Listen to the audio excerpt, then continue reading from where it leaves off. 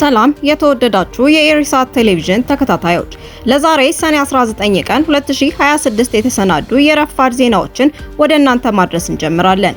እንድትከታተሉን በአክብሮት እንጠይቃለን። አበይት ነጥቦችን በቅድሚያ ኤርትራዊ ስደተኛ ዶክትሬት ዲግሪውን አገኘ። አሜሪካ ከ1 ቢሊዮን ዶላር በላይ ለሰብአዊ እርዳታ የሚውል ድጋፍ ይፋ አደረገች። ድጋፉ ኢትዮጵያን ያካተተ ነው። ቢያንስ 29 ሀገራት በሱዳን አልኡበይድ የተፈጸመ ባለው የጭካኔ ድርጊት ላይ ያላቸውን ከፍተኛ ስጋት ገለጹ። ሶማሊላንድ ከእስራኤል ወታደራዊ ስልጠና ድጋፍ እያገኘች መሆኑን ገለጸች። ጣሊያን በቴህራን የሚገኝ ኤምባሲዋን በድጋሜ ልትከፍት መሆኑን አስታወቀች። በ2026 የዓለም ዋንጫ ውድ ስብስብ የፈረንሳይ ብሔራዊ ቡድን መሆኑን እየተነገረ ነው። ወደ ዝርዝር ዜና እናልፋለን። ኤርትራዊ ስደተኛ የዶክትሬት ዲግሪውን አገኘ። ሀብቶም መሐሪ የተባለ ኤርትራዊ ስደተኛ በእስራኤል ዩኒቨርሲቲ ተምሮ የሶስተኛ ዲግሪ ማግኘቱን ዘገባዎች አመላክተዋል። የ44 ዓመቱ ሀብቶም መሐሪ ባለትዳርና የልጆች አባት ቢሆንም ለትምህርት በነበረው ጥማት ሁሉንም የህይወት መሰናክሎች በማለፍ ድል ሊቀዳጅ መቻሉን መረጃዎች ያሳያሉ። ትምህርት የህይወት የለውጥ መንገድ በመሆኑ ወጣቶች ከዶክተር ሀብቶም መሐሪ የህይወት ጉዞና ድል ብዙ ሊማሩ እንደሚችሉ መረጃዎች አክለው ያስረዳሉ። አሜሪካ ከ1 ቢሊዮን ዶላር በላይ ለሰብአዊ እርዳታ የሚውል ድጋፍ ይፋ አደረገች።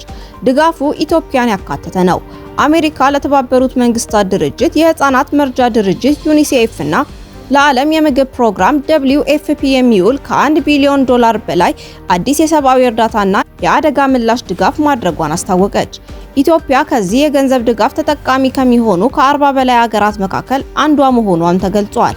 የአሜሪካ ውጭ ጉዳይ መስሪያ ቤት ሰኔ 9 ቀን 2018 ባወጣው መግለጫ ድጋፉ ህይወት አድን የሰብአዊ እርዳታ ስራዎችን ለማገዝ ታስቦ በተቀረጸ አዲስ ዓለም አቀፍ የፋይናንስ ስርዓት ስር የሚሰጥ መሆኑን ጠቅሶ ለዩኒሴፍ ከ218 ሚሊዮን ዶላር በላይ እንዲሁም ለዓለም የምግብ ፕሮግራም ከ800 ሚሊዮን ዶላር በላይ ድጋፍ እንደሚያደርግ ገልጿል። እንደ መስሪያ ቤት ማብራሪያ ይህ የገንዘብ ድጋፍ እንደ ኢትዮጵያ፣ ሚያንማር እና ዩክሬን ባሉ ከፍተኛ የሰብአዊ እርዳታ ፍላጎት ባላቸው ሀገራት ውስጥ ዘርፈ ብዙ የሰብአዊ ድጋፎችን ለማቅረብ ይውላል። ድጋፉ ለምግብ፣ ለተመጣጠነ ምግብ አቅርቦት፣ ለጤና፣ ለህፃናት ጥበቃና ሎጂስቲክስ እንዲሁም ለንጹህ የመጠጥ ውሃና ለንጽህና መጠበቂያ አገልግሎቶች የሚውል ነው ተብሏል። መግለጫው አክሎም ይህ ፈንድ ዩኒሴፍ እና የዓለም የምግብ ፕሮግራም ቁሳቁሶችን አስቀድመው እንዲያደራጁ፣ የስራ ማስፈጸም አቅማቸውን እንዲያጠናክሩና ረጅም የግዢ ሂደቶችን ሳይጠብቁ እርዳታዎችን በፍጥነት እንዲያቀርቡ በማስቻል ለድንገተኛ አደጋዎችና ለሰብአዊ ቀውሶች የሚሰጠውን ፈጣን ምላሽ ለማጠናከር ያለመ መሆኑን ገልጿል። በተጨማሪም በአሜሪካ የሚደገፈው የሰብአዊ እርዳታ በብቃትና ይበልጥ ግልጽ በሆነ ተጠያቂነት መድረሱን ለማረጋገጥ ከዩኒሴፍ፣ ከዓለም የምግብ ፕሮግራም፣ ከካቶሊክ ረድኤት ድርጅት፣ ከኦቻ እና ከሌሎች አስፈጻሚ አካላት ጋር በጋራ እየሰራ መሆኑን አስታውቋል።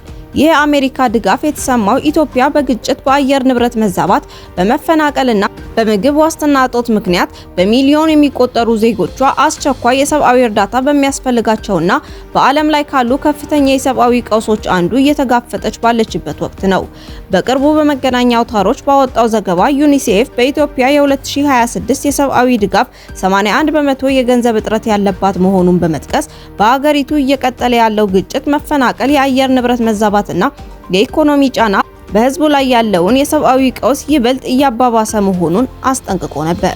የተባበሩት መንግስታት ድርጅት ኤጀንሲ በወርሃ መጋቢትና ሚያዝያ 2026 የሰብአዊ ሁኔታ ሪፖርት እንዳመለከተው በበርካታ የኢትዮጵያ ክልሎች ያለው የጸጥታ እጦት የዜጎችን የዕለት ተዕለት ኑሮ ከማስተጓጎሉም በላይ ሰብአዊ እርዳታ ለሚያስፈልጋቸው ማህበረሰቦች እርዳታ ለማድረስ የሚደረገውን ጥረት በእጅጉ ገድቦታል።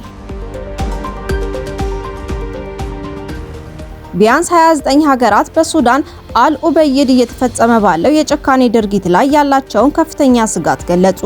ዛሬ አልጀዚራ ባወጣው መረጃ በሱዳን አልኡበይድ ከተማና በአካባቢዋ እየተፈጸመ ባለው አስከፊ የሰብአዊ መብት ጥሰትና ጭካኔ የተሞላበት ድርጊት ዙሪያ ቢያንስ 29 የዓለም ሀገራት ያላቸውን ጥልቅ ስጋት በመግለጽ ዓለም አቀፍ ጥሪ ያቀረቡ።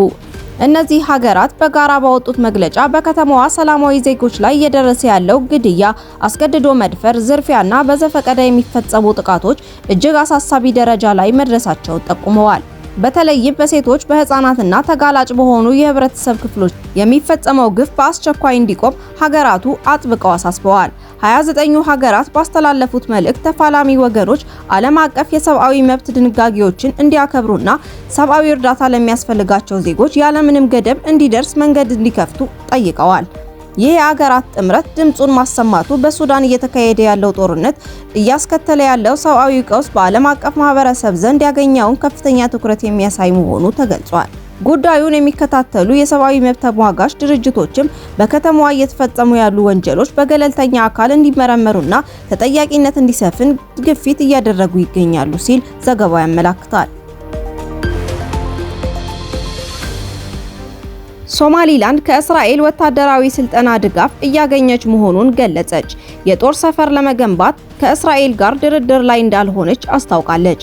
እስራኤል በሶማሊላንድ ውስጥ ምንም አይነት የጦር ሰፈር የላትም፣ ነገር ግን የሀገሪቱን የፖሊስና የወታደራዊ ኃይሎችን እያሰለጠነች ነው ሲሉ የሶማሊላንድ መከላከያ ሚኒስቴር መሐመድ ዩሱፍ አሊ ትናንት ረቡዕ ሰኔ 18 2026 ተናገሩ። ከሶማሊያ በመገንጠል ራሷን በራሷ የምታስተዳድረው ሶማሊላንድ እስራኤል በግብርናና በሌሎች ዘርፎች ላይ ኢንቨስት እንድታደርግ ጥሪ አቅርባለች። እስራኤል ለሶማሊላንድ የሀገርነት እውቅና የሰጠች የመጀመሪያዋ ሀገር መሆኗን ተከትሎ የሶማሊላንድ ፕሬዝዳንት አብዲራህማን መሐመድ አብዱላህ ለመጀመሪያ ጊዜ በዚህ ሳምንት ወደ ቴል አቪቭ ይፋዊ ጉብኝት አድርገዋል። የመከላከያ ሚኒስቴሩ መሐመድ ዩሱፍ አሊ ከልዑካን ቡድኑ ጋር አብረው ወደ እስራኤል ተጉዘዋል። ሶማሊያ እስራኤል ለሶማሊላንድ የሰጠችውን እውቅና ውድቅ ያደረገች ሲሆን ድርጊቱን በሉዓላዊነቷ ላይ ሆን ተብሎ የተፈጸመ ጥቃት ስትል ፈርጃዋለች። ሶማሊ ጋርዲያን የተባለ የዜና ምንጭ ባለፈው እሁድ ባወጣው ዘገባ እስራኤል በሶማሊላንድ ውስጥ የስለላ ጣቢያ መክፈቷንና የእስራኤላዊ ጦር ሰፈር ሊቋቋም በሚችልበት ሁኔታ ላይ ውይይቶች መደረጋቸውን ዘግቦ ነበር። የእስራኤል የውጭ ጉዳይ ሚኒስቴር በቴል አቪቭ ባዘጋጀው የንግድ ፎረም ጎን ለጎን ለሮይተርስ የዜና ወኪል ማብራሪያ የሰጡት ዩሱፍ አሊ እስራኤል በግዛቷ ውስጥ የጦር ሰፈር ለማቋቋም ድርድር እያደረገች ነው ተብሎ የተሰራጨው ዘገባ እውነት አለመሆኑን አስተባብለዋል። ሚኒስቴሩ በሶማሊላንድ ውስጥ ምንም አይነት የእስራኤል ወታደርም ሆነ ወታደራዊ ሰፈር የለም ያሉ ሲሆን ነገር ግን እስራኤል ሶማሊላንድን እየረዳች ነው፣ የተወሰነ የፖሊስና የጦር ኃይሎቻችንን ለማሰልጠን ድጋፍ እያደረገች ይገኛል ሲሉ ገልጸዋል። እስራኤል ዓለም አቀፋዊ ሕግና የአገሮች ሉዓላዊነት አለመጠበቋን በብዙዎች ዘንድ ብትወቀስም ጆሮ የሰጠቻቸው ግን አትመስልም ሲሉ ተንታኞች ያስረዳሉ። ጣሊያን በቴህራን የሚገኘውን ኤምባሲዋን በድጋሜ ልትከፍት መሆኑን አስታወቀች።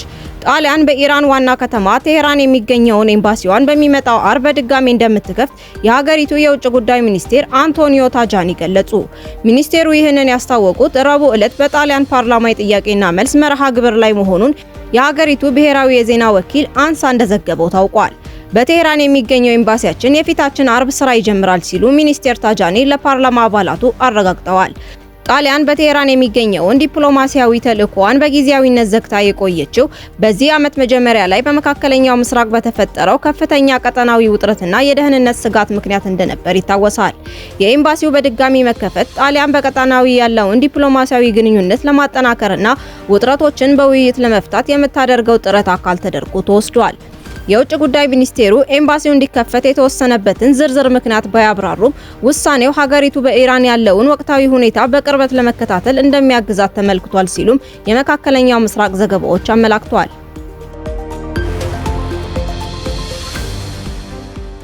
በ2026 የዓለም ዋንጫ ውድ ስብስብ የፈረንሳይ ብሔራዊ ቡድን መሆኑን እየተነገረ ነው። በአሜሪካ፣ ሜክሲኮ እና ካናዳ አዘጋጅነት እየተካሄደ በሚገኘው የ2026 የዓለም ዋንጫ 48 ሀገራት እየተሳተፉ ይገኛሉ። የፈረንሳይ ብሔራዊ ቡድን በዘንድሮ የዓለም ዋንጫ ከሚሳተፉት 48 ሀገራት መካከል ውድ ስብስብ በመሆን በቀዳሚነት መቀመጥ ችሏል። የፈረንሳይ ብሔራዊ ቡድን ስብስብ 1.52 ቢሊዮን ዩሮ እንደሚያወጣ የትራንስፈር ማርኬት ዘገባ ያመለክታል። በብሔራዊ ቡድኑ ውስጥ ኬሊያን ምባፔ፣ የባሎን ዶር አሸናፊው ኦስማን ዴምቤሌ፣ ኦሊሴ፣ ሪያን ቸርኪ፣ ዴዝሪ ዱዌ እና ዊሊያም ሳሊባን የመሳሰሉ ከዋክብቶች ይገኛሉ። በ57 ዓመቱ አሰልጣኝ ዲዴ ዲሻምፕ የሚመራው የፈረንሳይ ብሔራዊ ቡድን ለ2026 የዓለም ዋንጫ ሻምፒዮንነት ቅድመ ግምት ከተሰጣቸው ብሔራዊ ቡድኖች መካከል አንዱ ነው። በጀርመናዊው አሰልጣኝ ቶማስ ቱሄል የሚመራው የእንግሊዝ ብሔራዊ ቡድን ደግሞ በ2026ቱ የዓለም ዋንጫ እየተሳተፉ ከሚገኙ ሀገራት መካከል ሁለተኛው ውድ ስብስብ ሆኗል። የእንግሊዝ ብሔራዊ ቡድን ስብስብ 1.36 ቢሊዮን ዩሮ እንደሚያወጣ ግምት ተሰጥቶታል። በብሔራዊ ቡድኑ ስብስብ ውስጥ ሃሪ ኬን፣ ዴክላን ራይስ፣ ጁድ ቤሊንግሃም፣ ሬስ ጄምስ፣ ቡካዮ ሳካ፣ ኒኮ ኦሬሊ፣ ሞርጋን ሮጀርስ፣ ኤዜ፣ ማርከስ ራሽፎርድ እና አንቶኒ ጎርደንን ጨምሮ በርካታ ከዋክብቶች ይገኛሉ። ይህ በ2026 የዓለም ዋንጫ ሁለተኛ ውድ ስብስብ እንግሊዝ ከ1966 በኋላ በድጋሜ በመድረኩ ሻምፒዮን ያደርግ ይሆን የሚለው ይጠበቃል። በ2026ቱ የዓለም ዋንጫ ውድድር ለሻምፒዮንነት ቅድመ ግምት ካገኙ ሀገራት መካከል አንዱ የሆነው የስፔን ብሔራዊ ቡድን ደግሞ ሶስተኛ ውድ ስብስብ ሆኗል። በአሰልጣኝ ሉዊስ ዴላፎንቴ የሚመራው የስፔን ብሔራዊ ቡድን 1.22 ቢሊዮን ዩሮ እንደሚያወጣ ተገምቷል። በብሔራዊ ቡድኑ ስብስብ ውስጥ ላሚን ያማል፣ ፔድሪ፣ ጋቪ፣ ሮድሪ፣ ዴቪድ ራያ፣ ፋቢያን ሩሂዝ እና ፌራን ቶሬስ የመሳሰሉ ከዋክብት ይገኙበታል። በስፔናዊው አሰልጣኝ ሮቤርቶ ማርቲኔዝ የሚመራው የፖርቹጋሉ ብሔራዊ ቡድን በ1 ቢሊዮን ዩሮ በ2026ቱ የዓለም ዋንጫ አራተኛው ውድ ስብስብ መሆን ችሏል።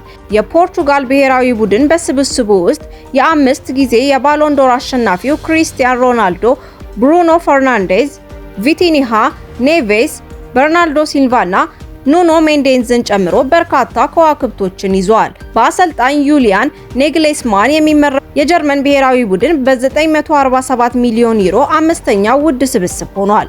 በብሔራዊ ቡድኑ ውስጥ አንጋፋው ግብ ጠባቂ ማኑኤል ኑየር፣ ፍሎሪያን ቨርትዝ፣ ካይ ሃቨርትዝ፣ ጀማል ሙሲያላ እና ጆሹዋ ኪሚችን ጨምሮ የተለያዩ ኮከቦች ይገኙበታል። ብራዚል፣ አርጀንቲና፣ ኔዘርላንድስ፣ ኖርዌይ እና ቤልጂየም እንደ ቅደም ተከተላቸው ከ6ኛ እስከ 10ኛ ያለውን ደረጃ ይዘዋል። ውድ የኢሳት ቴሌቪዥን ተከታታዮች ለዛሬ ረፋድ የተሰናዱ ዜናዎቻችንን አበቃን። በቀጣይ እስከምንገናኝ መልካሙን ሁሉ ተመኘን። ሰላም።